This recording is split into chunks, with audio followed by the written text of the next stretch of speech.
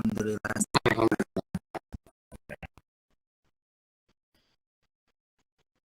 Jadi sore ini kita akan melanjutkan dari diskusi kita ya, yang kemarin kita sudah diskusikan tentang anggaran biaya material atau bahan baku, anggaran biaya tenaga kerja langsung, dan sekarang anggaran biaya bahan pabrik, di mana ketiganya merupakan komponen ya dari harga pokok produksi ya. Jadi penentuan ya anggaran bahan mentah atau bahan baku, kemudian biaya kerja langsung dari bahan pabrik ya, ketepatnya itu sangat membantu ya perusahaan dalam menentukan harga produksi, sehingga nanti berdampak pada strategi ya. Karena kalau salah di dalam menghitung biaya atau menghitung anggaran, nanti bisa mengalami kerugian, misalnya untuk kalah bersaing dibandingkan dengan perusahaan yang lain.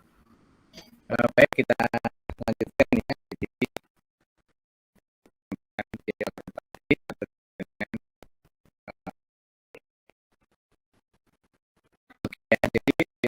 biaya pabrik atau BOP adalah biaya produksi selain ya, biaya produksi selain biaya material atau bahan baku dan biaya tenaga kerja langsung. Ya, jadi kalau biaya bahan baku pada jelas, biaya tenaga kerja langsung pada jelas, dan sementara apa yang disebut BOP, ya, ini ada beberapa karakteristik ya dari BOP. Yang pertama itu bisa dalam bentuk nanti biaya tetap ya, yang biayanya cuma tetap berubah berapapun tingkat produksi. Nah, di sini meliputi apa? Depresiasi ya, dari gedung, mesin, kendaraan, ya, kemudian gaji pegawai di bagian produksi atau administrasi. Jadi BOP tersebut dari tetap ya, jika apa misalnya unsurnya adalah depresiasi, baik itu mesin, gedung, kendaraan, gaji pegawai ya di bagian produksi atau administrasi. Selanjutnya BOP juga bisa biaya variabel ya, apabila biaya yang jadi apa jumlah produksi ya, atau proporsional, jadi produksinya naik, ini juga naik ya. Contohnya adalah biaya bahan penolong ya, misalnya kalau mudah ya lem, kemudian apa lagi bahan bakar ya, masuk sini, kemudian kalau di paling gampang ya paku ya, apa yang mendukung yang produksi tadi. Kemudian berikutnya adalah biaya semi variabel, adalah biaya yang berubah tetapi tidak proporsional dengan perubahan jumlah produksi. Ya, jadi ada yang biaya tetap, biaya variabel, dan ada semi variabel ya. Perubahannya tidak proporsional dengan produksi. Ini misalnya maintenance ya, kemudian biaya tenaga kerja tidak langsung ya, misalnya Pak supervisor ya, itu juga masuk sih, tapi apa tidak langsung ya, karena apa tenaga kerja tidak langsung bisa diidentifikasi di outputnya ya, seperti itu. Jadi nanti kalau apa namanya biaya material jelas, biaya tenaga kerja langsung jelas, nanti BOP baru kita akan cek ya, ini termasuk BOP langsung apa tidak langsung, kemudian BOP ini yang termasuk yang tetap, variabel atau semi variabel. Oke, silakan kamu catat atau di foto.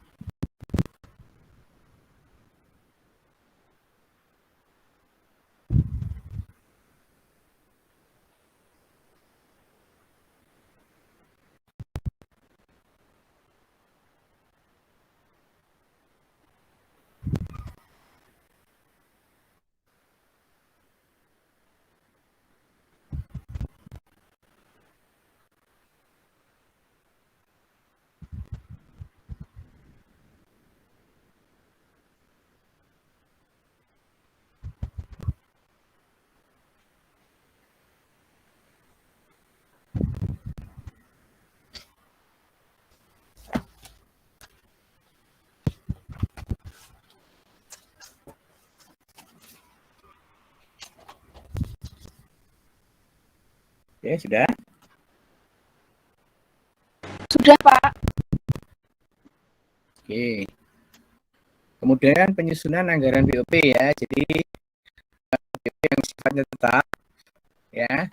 Biaya pada periode yang akan datang ditentukan sama dengan periode sebelumnya. Tadi contohnya pada depresiasi ya, jadi mengacu pada periode sebelumnya. Nah, biaya ditentukan oleh manajemen ya, bagian produksi maupun manajemen puncak.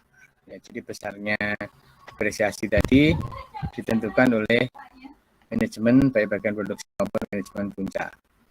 Nah, berikutnya tentang biaya yang sifatnya variabel ditentukan berdasarkan tarif tertentu yang disesuaikan dengan kondisi yang akan datang ya. Tadi misalnya bahan bakar, kemudian apalagi ya tadi lem dan misalnya ya yang sifatnya variabel ditentukan berdasarkan tarif tertentu yang pernah dinaikkan ya, harga ya kan itu tentu harus disesuaikan karena nanti biar biayanya tuh real ya, biayanya yang real ya.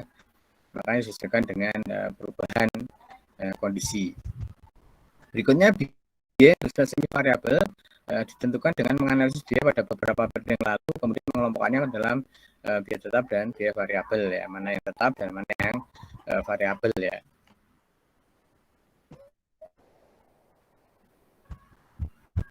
Nanti ada apa contohnya sehingga nanti jelas ya bagaimana mengklasifikasikan ya nanti BUP yang tetap, variabel dan semi variabel.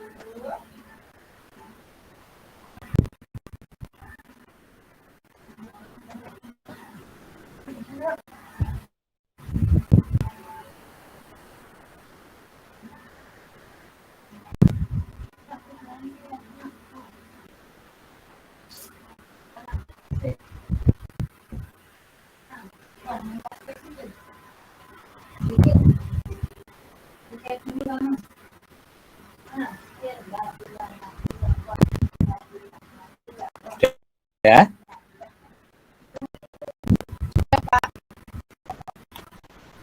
Oke, selanjutnya bagaimana mengalokasikan BOP ya.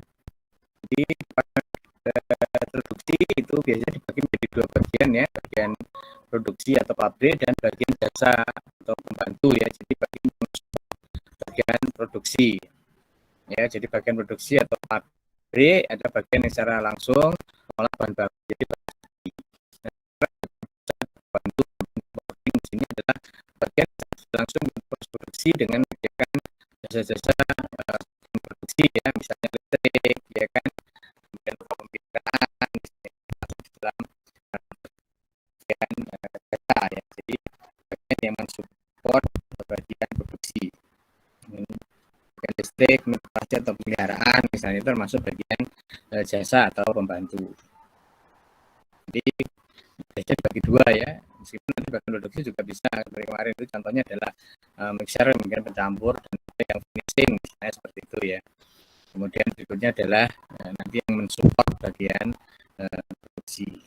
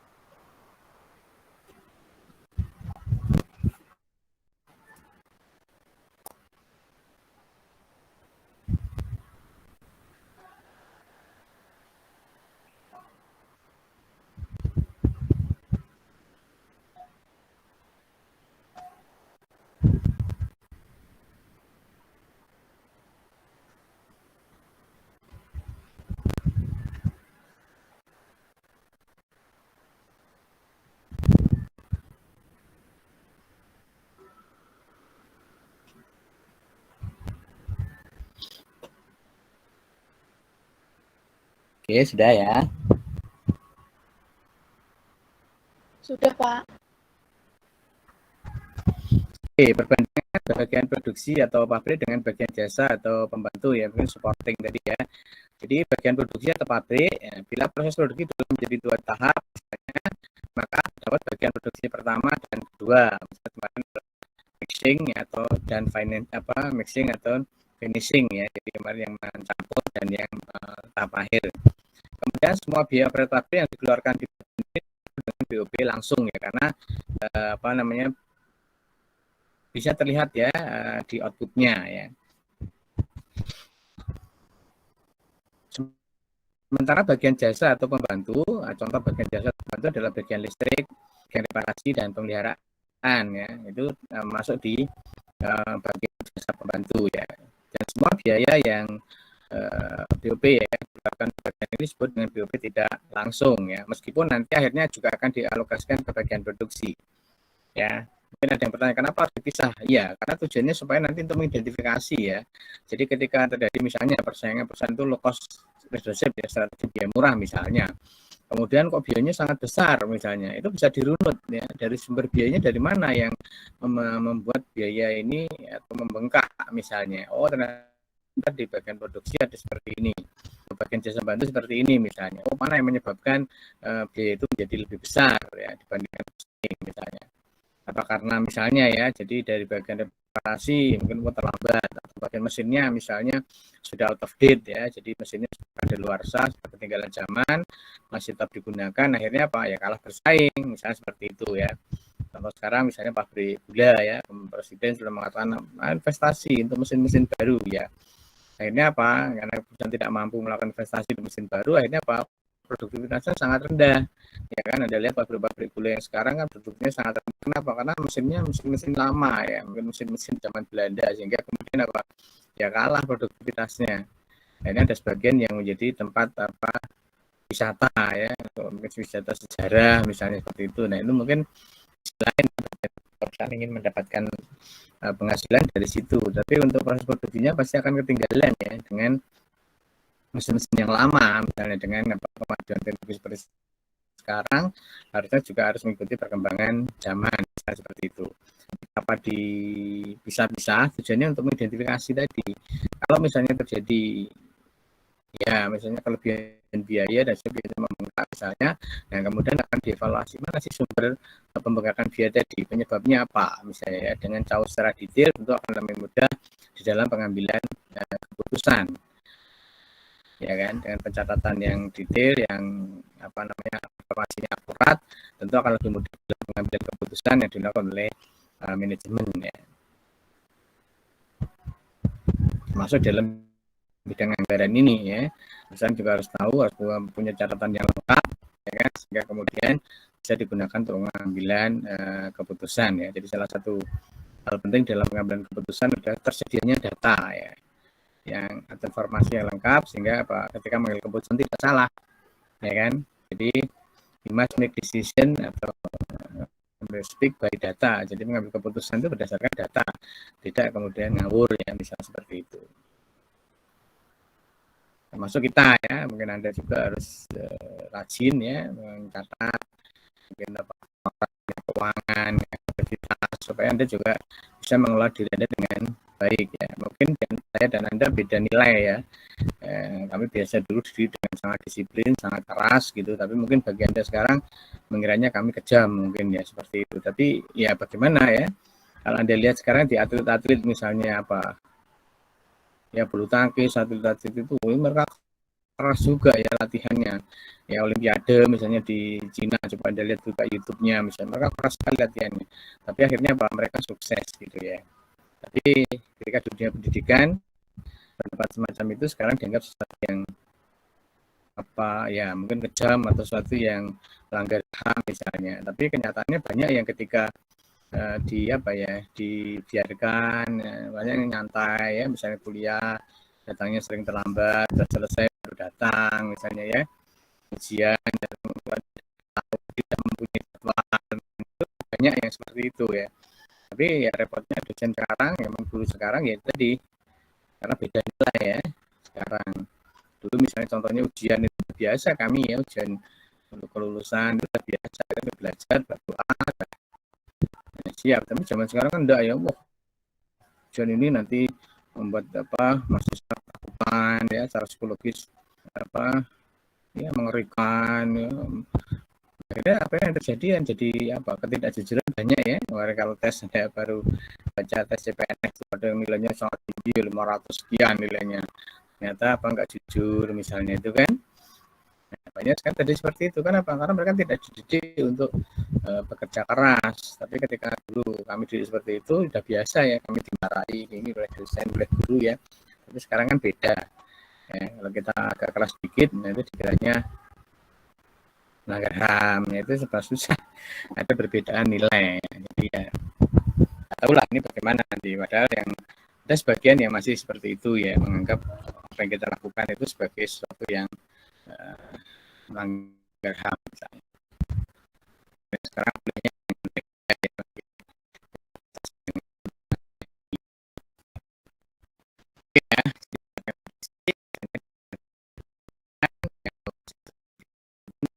langsung, tapi bisa satu korban itu dan tidak langsung nggak di sini bisa terlihat pengaruhnya